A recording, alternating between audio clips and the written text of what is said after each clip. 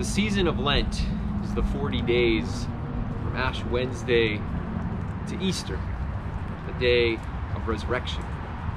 This season is typically seen as a time for reflection, for confession, and for prayer. This year, we're going to do just that by using the theme Ordinary Hope.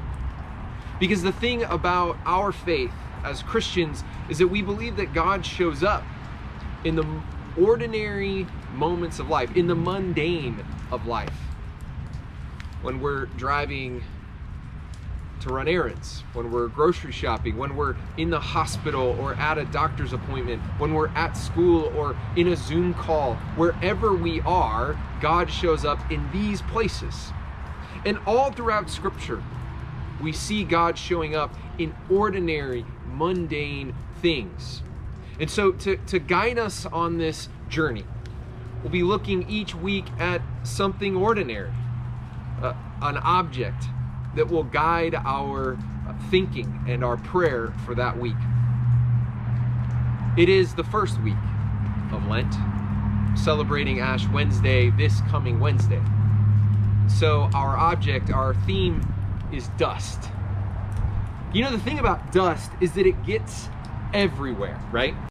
So recently, I, like many folks, have been partaking in a lot of home projects, updating things in the house. And a couple of years ago, I refinished our hallway floor. There was carpet and then just this ugly linoleum, and so I pulled it up and pulled up the linoleum and scraped it off and sanded and refinished, and the floor looks lovely. And this spring, I thought it would be nice to do the entryway, the only part of the house that hadn't been redone to wood floor. So I started to pull up the tile, and that same linoleum was underneath, and I began to sand.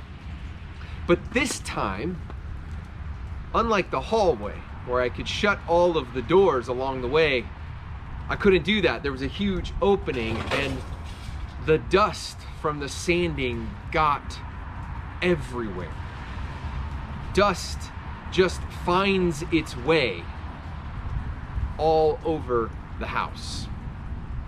Because dust, it's what we're made of. You see, in Scripture, we're told that we are from dust, and it is to dust that we will return. Dust is everywhere because it's us.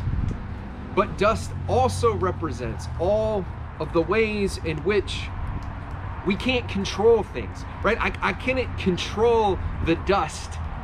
As I sanded, I could see it just going everywhere. And I couldn't get it back. It didn't matter how many times I vacuumed or swept, it just kept getting everywhere.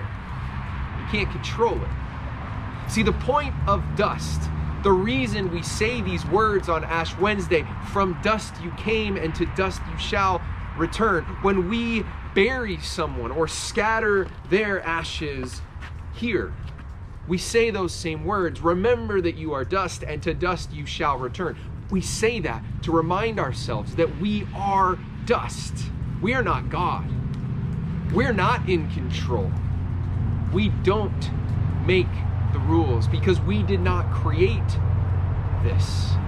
We simply receive life as the gift that it is.